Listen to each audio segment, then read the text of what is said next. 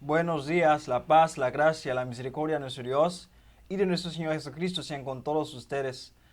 Y seguimos con nuestro tema de enfoque, que es la intercesión, y la cápsula, el concilio divino. Ya habíamos hablado y prometido ese tema.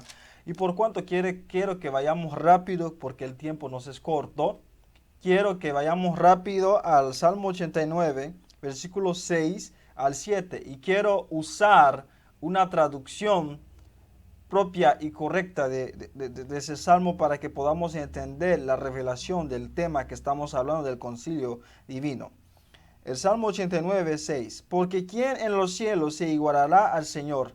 ¿Quién será semejante entre los hijos de los potentados? Ojo, la palabra potentados ahí es Elim, la palabra dioses. Dioses, Elim en el hebreo, dice Benei Elim, los hijos, los potentados. Dios también en la gran congregación de los santos, dice de los santos. Ahí está hablando de seres espirituales que están alrededor del trono de Dios, que le rodean en cierto concilio donde se presentan, donde se discuten todos los asuntos que tienen que ver con la tierra.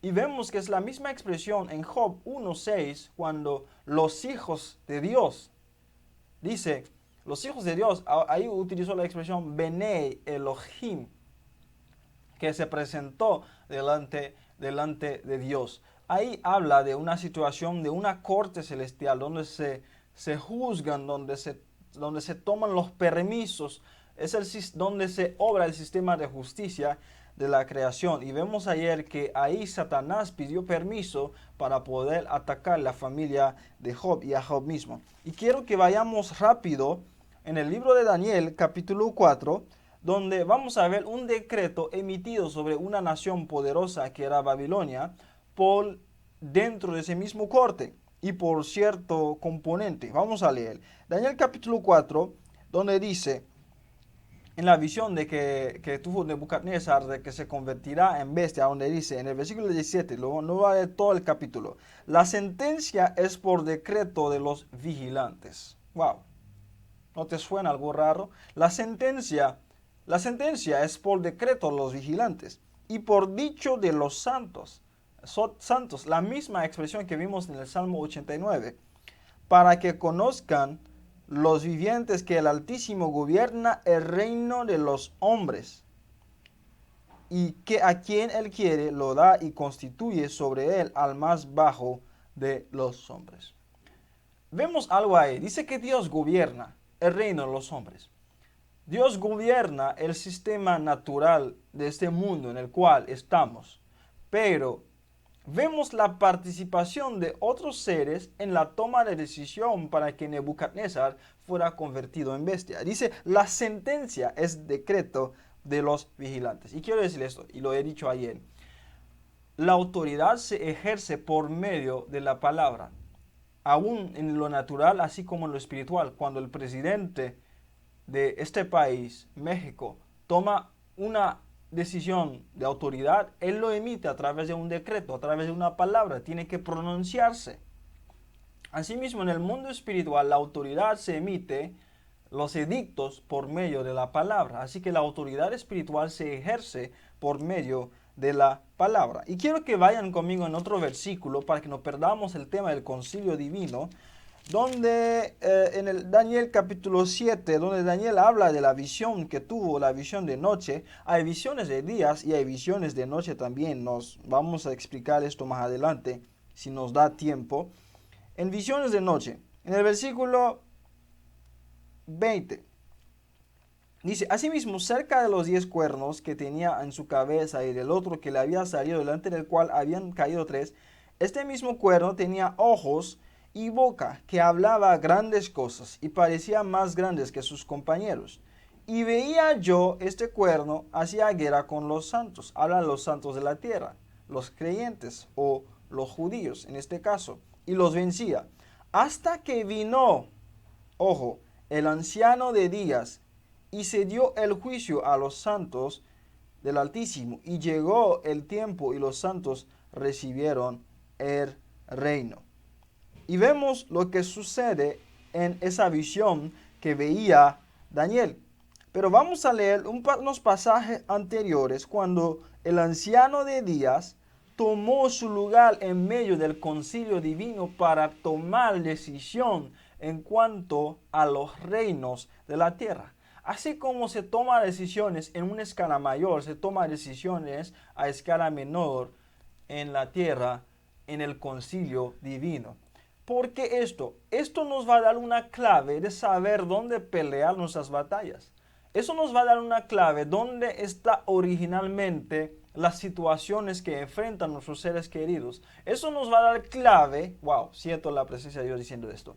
Eso nos va a dar clave de que hay un lugar en el mundo espiritual, en el cielo, donde hay un juicio, donde hay un concilio divino. Y leemos en el versículo 8 y del versículo 9. Estuve mirando hasta que fueron puestos tronos. Wow, esta palabra no te parece. Porque Pablo menciona en Colosenses 1 al 16 en adelante, sean tronos, sean dominios, sean principados, sean potestades, por él fueron hechos. Esas palabras, tronos, dominios, son rangos en el mundo espiritual. Tanto hay tronos en el rango maligno, tanto hay tronos también en el rango espiritual. Por eso Daniel, en la visión que recibió en el capítulo 9 y 10 en adelante, que le llevó el ángel Gabriel, Miguel, el príncipe del reino de Dios, tuvo que pelear con el príncipe del reino de las tinieblas. Vemos vemos que Pablo menciona que hay principados y que hay potestades en las regiones celestes. Entonces, toda esa revelación se está conjuntando en algo donde Pablo nos dice, no tenemos lucha ni contra sangre ni carne, sino tenemos lucha contra potestades en las regiones celestes. Y queremos seguir leyendo en Daniel 7, 10. Estuve mirando hasta que fueron puestos tronos, y se sentó un anciano de días cuyo vestido era blanco como la nieve, y el pelo de su cabeza como lana limpia. Su trono llama de fuego, y las ruedas del mismo fuego ardiente. Y vemos un río de fuego procedía y salía delante de él. Habla de la gloria de Dios. Wow. De la gloria de Dios en medio de ese concilio. Y vemos lo que dice adelante. Millares de millares le servían y millones de millones asistían delante de él.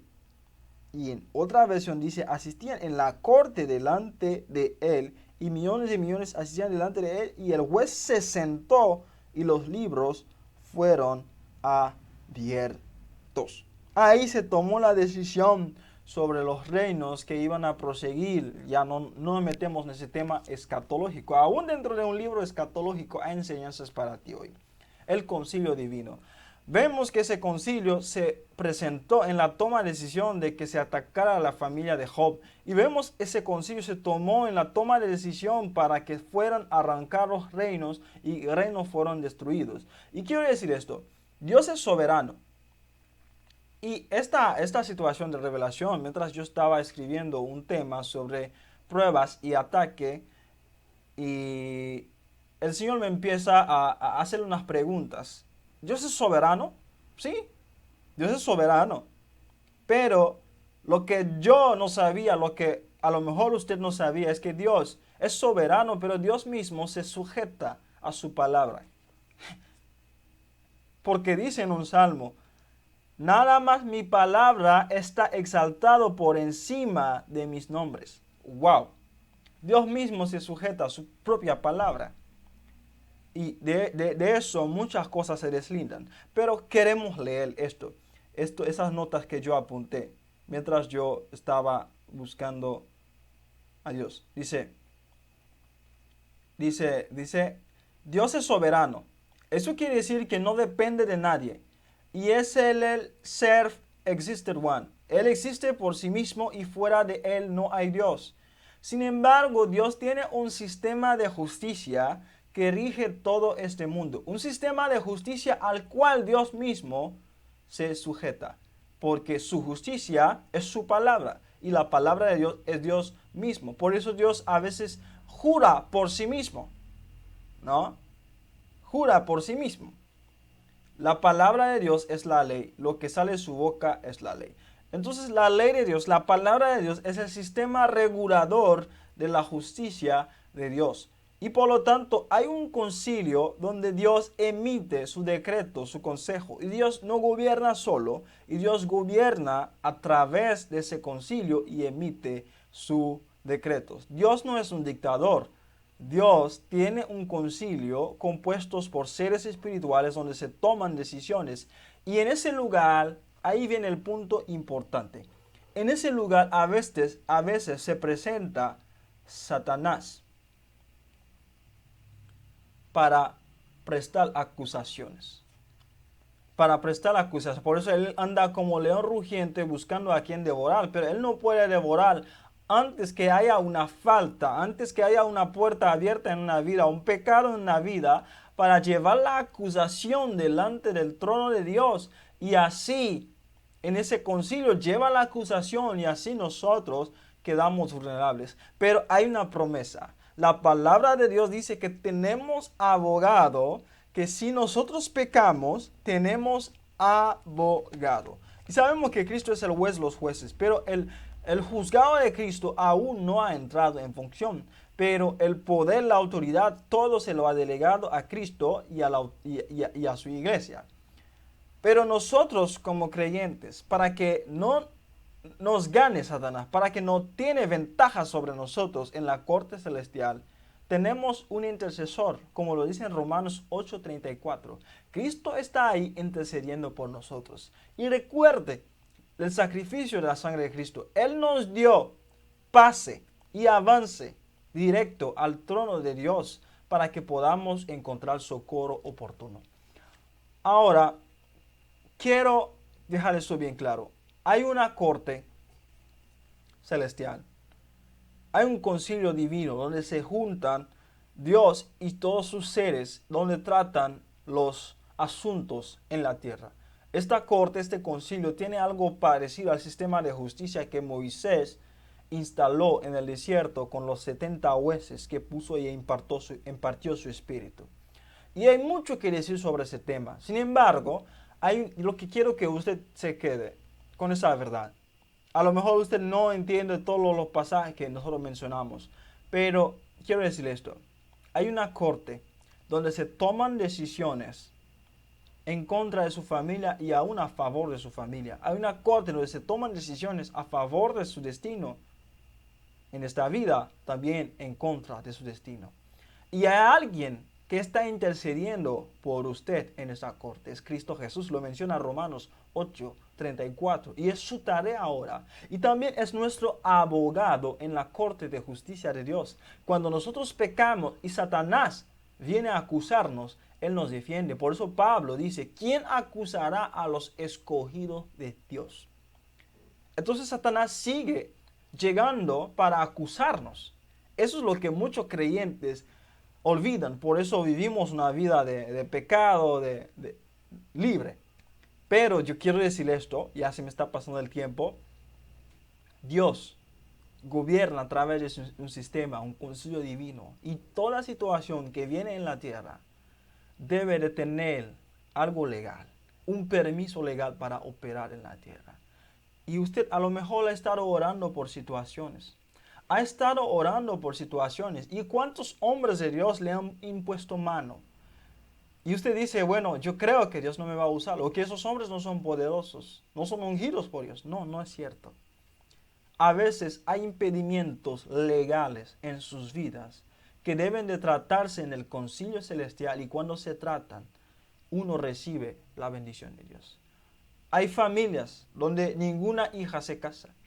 Hay familias donde todos los hijos son estériles. Hay familias donde todos mueren a temprana edad. Hay familias donde muchas cosas, hay un patrón que se repite, de destrucción que se repite. Hay familias donde todos caen enfermos. Eso no es normal. Y oran, nada se resuelve. El evangelista, el hombre poderoso de Dios, le impone mano y no recibe nada. Es un asunto legal. Y debe de tratarse en el concilio divino. Y no me quiero meter en el otro tema. Mañana quiero tratar de la corte, cómo nosotros podemos actuar en la corte. Y vamos a hablar sobre Lucas 18, cuando Cristo mencionó el pasaje de la viuda y el rey injusto. Vamos a ver esta parábola y vamos a analizarlo. Que Dios te pueda bendecir. Amén.